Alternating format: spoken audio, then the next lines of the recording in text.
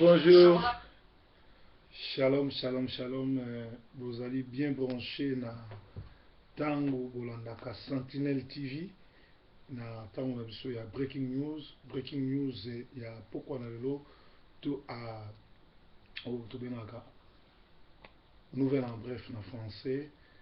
Tout zobanda, je crois tout banda na nécrologie. Nécrologie et sa page noire. La communauté congolaise de Belgique en deuil. Monsieur Didier, merci. Monsieur Dieu merci Kanda, un Congolais résident à Bruxelles, à Kinshasa, il résidait sur Lemba Salongo, est décédé hier dans une cellule de la police.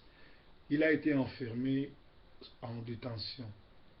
La justice se fera pour ces Congolais qui a rendu l'âme à Bruxelles. Et l'adresse du deuil, c'est sur 215 Avenue Roger. Vous connaissez Avenue Roger, 1030 Bruxelles. Nous demandons que les Congolais soient nombreux à Bruxelles pour rendre hommage à ce frère qui vient.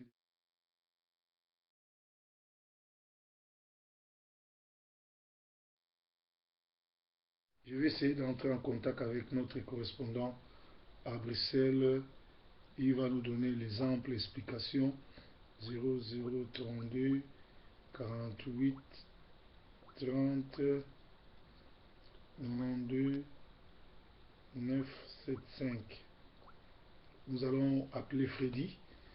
Si il est connecté, il va nous donner quelques amples explications. Allô Freddy? Allô Freddy? Freddy depuis Bruxelles? Oh, sorry, il est occupé. Donc, tosengi na ba Congolais nyonso à Bruxelles, bazala ebele na 215 Avenue Roger, pour rendre dernier hommage na frère Nabiso, oyo Didier merci Kanda, mwana lemba na Salongo Awuti, pour rendre amnaye. Service à Kanombe sur Facebook avec des photos sexy. Ce que vous cliquez, et vous avez email na on password na yo.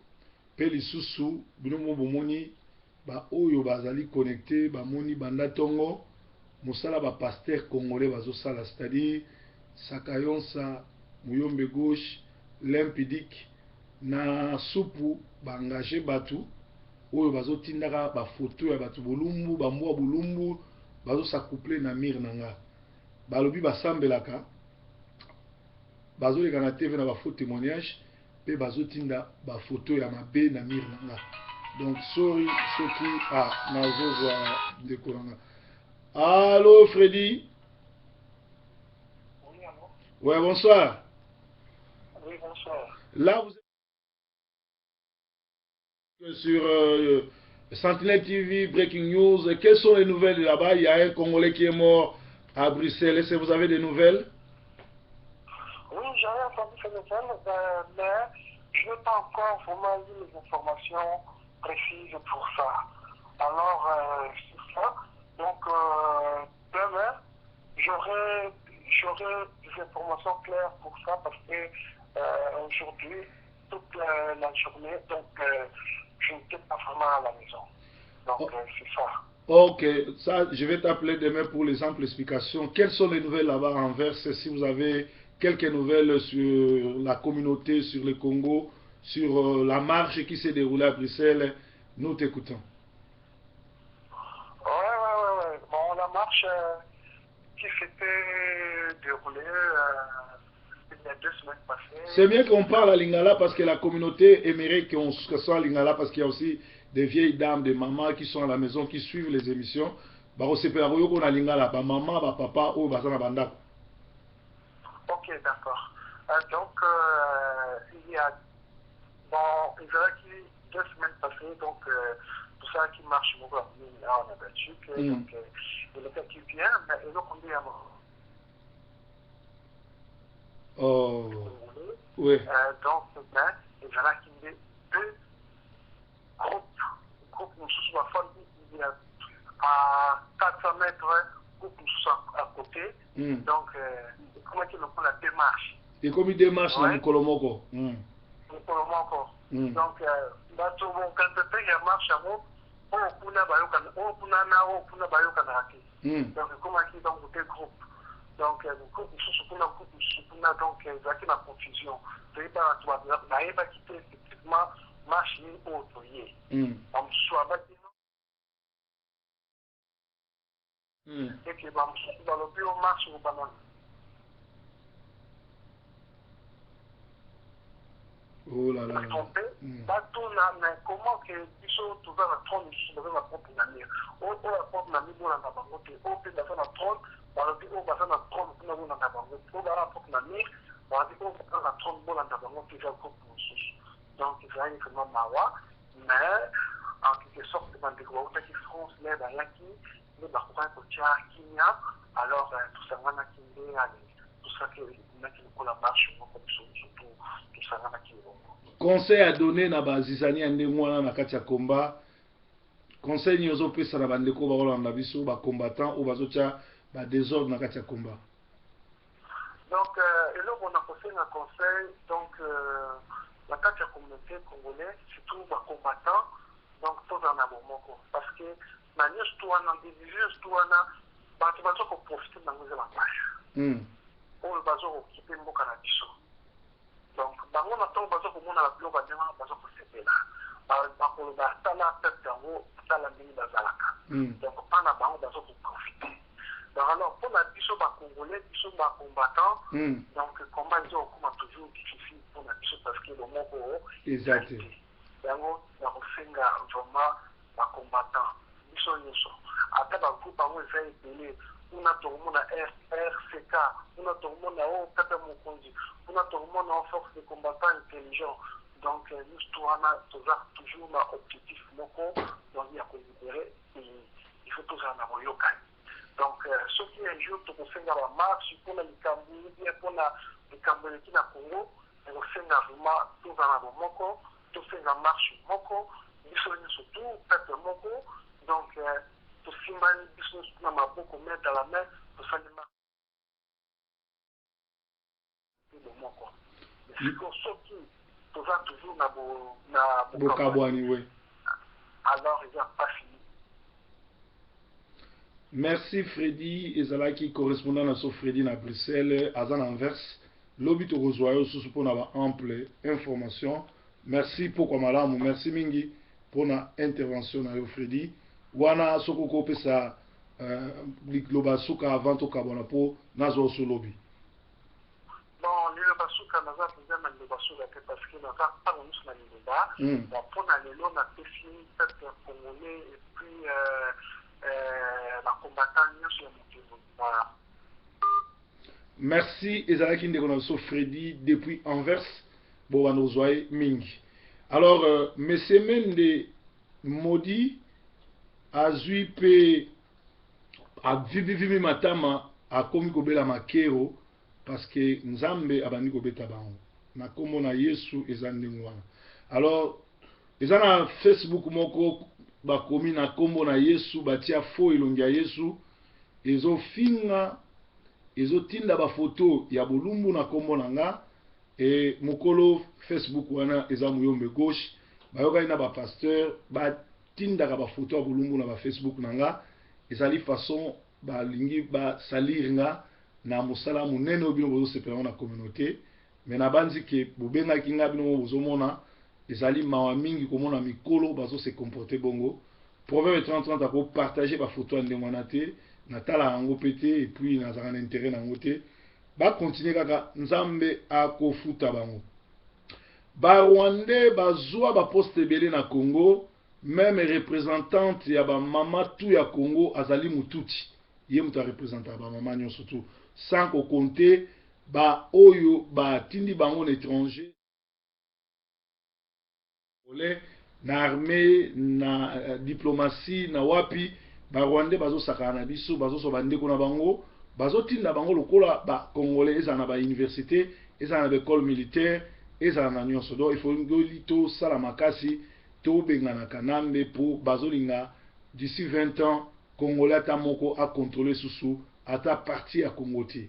Alors sangwa malamu lelo na biso oyo tozali bato ya BDD parce que zali place na uti na mona kwilu Antoine Gizenga ayoki kolela nanga parce que nalobaki na kobengane na bandundu parce que akomaki kolabo mais lelo azongeli peuple pe alobi Kabila dégage alobi ba élection il faut esalama na 2016 sans Kabila.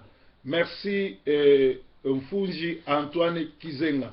Na côté à l'idée toujours signaler retour ya mboka na Sele Dingisi oza ami personnel tutanga na deuxième pe troisième CEO moko na pindi na Lunkobo pembeni banzela lusanga bulungu pressé asiliki mingi le ramoni mboka tie moko oyo ayebi ata histoire na ngate kopesa témoignage mabe papa Sele Dingisi bon retour na mboka na koleka na l'idée tokosala masolo. Alors namoni ndeko azongi lisusu. Allô allô. Oui, allô ndeko Didier salinga ye ndeko na yo Freddy Nzolani na kati ya Anvers na mboka ya Belgique na bingi. Ouais, yo mtozaki na parole silisa pepe sa mo ya suka po ngala continuer journal. OK, d'accord. Moi ya suka donc eloko msusu na ngina bakisa lisusu samedi passé bandeko basalaki baokanisaki messe mpona commémorer milimo ya bandeko bakufaki na Kisasa bamartyr oui bamartyr alors monene biso nyonso to na communauté congolais ya Belgique donc bato se retrouver kaka na nombre ya 4 personnes alors bato bazalaki informé te donc eloko wana ezalaki mawa mingi faute ya baorganisateur puisque bainformaki bato te na ngongo oyo nandimi te ke soki congolais ayoki ke baosala messe ya bamartyr ya Congo akoya te. Donc nyonso to wana eza nyonso des organisations awa na kati ya mboka ya Belgique na niveau na makambo etali komba donc yango na kosenga biso nyonso to na kati ya Belgique s'il y a un problème oyo etali bacongolais il faut congolais nyonso to a participer na koyo kopase bamessage mpe na koinforme baninga ye toza na likanisi boye tozoninga tokokanisi eloko boye na makambo etali mboka donc je crois que kozala malamu mingi parce que oyo esalamaki samedi passé ezalaki mawa. Merci ndeko Freddy na kozwa susu lobi luka ozwa renseignement ndeko Didier ou autu Didier ou bien Dieu merci ou autu kokufa na Bruxelles na kozwa susu lobi wana ozala bien merci bye bye. Merci. OK. Bye. Alors rapport final de l'ONU publié le 21 novembre 2004 et confirmé le 5 février 2015 ne va pas arranger Kabila et ses frères Kengo, Rwandais, Rouberois et les autres. Les rapports révèlent ainsi que le général Amissi, chef d'état-major des forces terrestres, dirigerait un réseau de vente d'armes destiné au mouvement rebelle à l'Est. Et ces armes ont été achetées par Kabila en Ukraine. Kabila a fourni 300 fusils d'assaut AK-47 au groupe Nyatura, donc pour tuer les gens à l'Est. Donc Kabila va dossier aza kosomba ba arme na Ukraine, yemoko mukonza ba M23, yemoko azotinda, yemoko azokosala ke ba Congolais baleka kokufa na ngonga oyo pe lisusu mobulu makasi ali entre l'ONU na armée congolaise parce que ONU azolinga kotinda ba troupe ba attaquer ba Rwandais basila na bango mais Kabila azopesa ordre ba soldats ba replier ba attaquer ba Rwandais te donc ezali pitopali côté kuna eseneli to benga na Kabila le plus tôt que possible parce que azosilisa bande kona biso. Panique totale na Kinshasa au sein du service rwandais de l'ANR par la distribution de tracts. Na l'accès no ba tract wana ba jeune ba kino ba komi ba tract ba bi Kabila to pesi autant faut kende gouvernement faut kweya parce que biso to ko négocier te pe ko diriger sous mboka te pour bomi bande kona biso ebele. Na ko sabino te bana mboka il y a eu au moins plus de 300 morts. Donc on a exagéré, il y avait au moins 1000 morts parce que Boaki Bibembe mikolo comme ovani na ma njilo mone bembezoleka ovani na fleuve et bembezoleka nombre vraiment effectif to éviter mais il y a eu un massacre bato bakufaki ebele. L'envoyé spécial des États-Unis dans les pays des Grands Lacs russes, Feingold, a demandé la publication du calendrier électoral complet le plus tôt que possible. Est-ce que Kabila akoyoka to Kabila azoyoka? Sakayosa implique na muyombe gauche bazo partager ba photo ya bulumbu na kombo ya proverbe bazo ba service na bango na mutu moko alobi avanda na Manchester kombo Ramses abengaka ba appel moko anonyme sera pesi rendez-vous ayakate. Alors nazwi ba texte message ebele banda lobiti lelo oyo bébé santé mobile ya bipendo azotinda alobi samedi bakoyamba lisusu mutu oyo avandanga na kikwi 3 kuna mwana kazamba oyo azoluka yebana pe akoleka lisusu epa ya Johnson pona bango balobi il faut basala musala na bango mais ngana kolobelo moko te nazali na liste ya bamibali oyo ya Newcastle pe liste ya batu nyonso oyo bazalaka makambu ya bipendo na ko publier yango na émission oyo tozana ngo na ekanga parce que ngai na tumbolaka mutu te mais soko tumbolinga na bimisi l'information sur nazana ngo et nga na koselaka mutu likambo te. Alors binongo bozomona botala kindoki ya batu oyo lokola basuki ba pasteur ya misala mabe balobi bakotika te bakangi bandimi oyo tout bazana bango n'esprit faible kleboa pour monde de ténèbres et sengi bango ba sacrifice ebele. Alors soki yo ke n'avait pas pasteur satanique et pas pasteur oyo azamuta bisala mabe tango tozo ba yo gite e kozala passe mingi. Information tozanango Mama Benabomboli c'est vendredi à Paris pour signer la distribution de Fouakoum Poutou par la maison JC Songo. Donc Fouakoum Poutou ba fiche oyo Mama Benazo qui est nango déjà na Paris a qui signé contrat na JC Songo yem toza la distributeur na Paris. Film oyo zelami partout na moni déjà na Bundes Jean Songo mutako distribuer yango na Hollande za Richard Masanga na nini na Canada eza Baron Bulueme na Suisse eza Titi Levallois na Joe Mubiala et na Suède ezali Jackson Scott soko lingo za la distributeur côté en contact nanga parce que film oyo ezali théâtre te ezali film yesu aza na cinéma mutu nyonso to asala succès na monde asala cinéma Didier Forme pe asali cinéma po asali ezali film. Alors tokote kango na prix à mouke ozala na deux livres.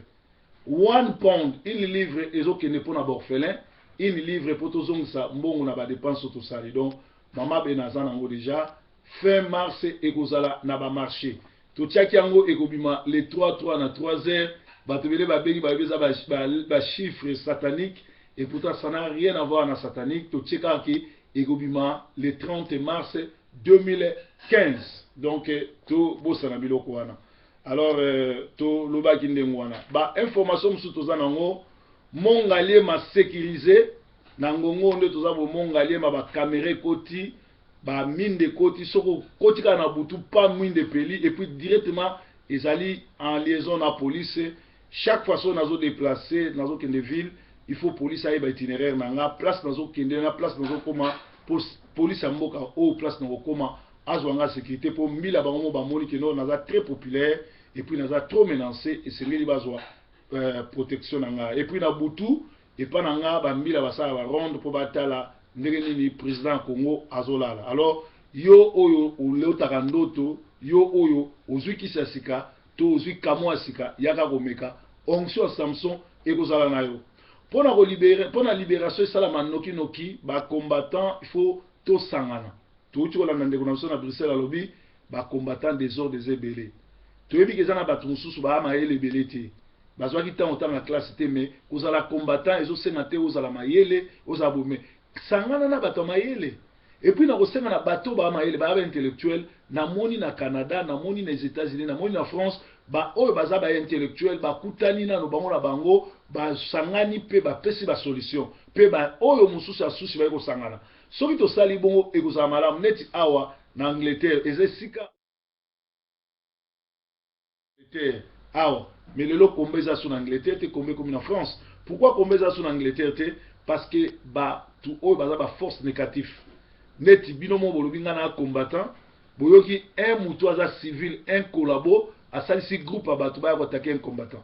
Na pesi merci na ba combattant nyonso ya Londres pour baloba ke un makambo to ko ko tika ngo boite, ba bengisaki muyombe gauche balobi lokola yo ozoluka problème na proverbe boyebite ga mokili mombendimiye asali succès, asali comme on a imposé rythme na ye, batu balingi ebongo. Ceux qui ont à l'encontre à volonté en un problème na population, alors tia moi si na yo na jeep na bisa liboso na bana yo moko landa na bisa sima kende kuna soko zi onction Samson etali obiso to kotate. Merci na ba combattants tous travailler ensemble. Idéologie, il y a grand prêtre Stervos Niarchos, il n'y a pas de contact avec n'importe qui, il faut zonga. Il faut zonga na poto, il faut zonga kosolana n'importe qui te, kosikana n'importe qui te. Poto moni bana kilokoto bana kazamba bana kikwide kikwitwa oyo na ba kote na ba koka kopusana na biso te mais to ba komi ba pusani pembeni nayo ba komi kosakana nayo eza ndenge moko bana kimbanseke babima bana njili quartier 13 bana ngaba babimaka er moko bana lemba ou bana yolo na poto ndenge moko bana ya Lubumbashi ndenge moko bana ya Boma babima bana matadi ndenge moko idéologie yango eza bongo. Donc pas de contact avec n'importe qui pour ça na mutu mususu osekisa ye boza niveau moko te bokuta na classe alinga sakana yo boza niveau moko te bokuta na komba alinga sakana yo boza niveau moko te bokuta na church alinga sakana yo. Alors pas de contact avec n'importe qui, eza idéologie nyarko satikela gibiso fozonga pour poto et comme on dirait lycée bosangani bosangani trop dotozo sangana do lycée bosangani trop mobange na émission na Eugène Kanga na liste wana première ezali loi deuxième ezali pasteur bienvenue songi na wewe Sabino basali. Alors pour bébé santé il faut akanga monoko les lasser na pardon pour a mobilité. Alors et vous allez wana désormais na UK mwana akoki kozala na 3 parents. Désormais na Angleterre basali sikoyo mélange il y a 3 DNN. Donc pour mwana botama mwana liboso oyo bakosangisa 3 DNN ya ba parents et kozala awa na septembre en Angleterre. Donc makambo yo Bible koma ekomi pembeni bongama po Yesu aza na nzela zoya. Botiaka ngana losambo na bino no subozo lela bino no subozo benga bino no subozo sepela esala nga plaisir le na mona ba mama ba papa ba couple bazo benga po ba yeba santé nanga bazo benga po ba kumisa bazo benga po na encourager bazo benga po ba tia mbongo mais botiaka ngana prière bitumba nazo bunda eza contre ba loki contre ba méchant contre ba légion bino mo bolanda élément na tielaki bino yemoko bukonza bandoki azo reconnaître que na obunda contre bandoki. Donc nazo bunda contre bango pour ni po nazo stopper misala na bango na kati ya communauté nazo stopper ba loka bat na communauté nazo stopper ba freiner ba famille na communauté et ko simba te ozala bongo monde de ténèbres ezo senga ba sacrifice. Alors sakayo sana ba fanana ye botika ko menacer kiese parce que kiesa beninga alobi mikolo yo azola la te bozo benga kaye bozo finga kaye. Et pourtant ça qui témoignage à solo binon de fubo bonwama parce que ceux qui bozo continuer kolandaye et là c'est que bolo kaka ensemble. Alors conflit entre MONUSCO et l'armée congolaise parce que Kabila azopekisa armée et sila nana ba Rwandais. Breaking news alelo ezalaki bongo nzamba pambola bino tout le monde sur lobby. Breaking news fois pour tout déjà nabamir nabino. Merci.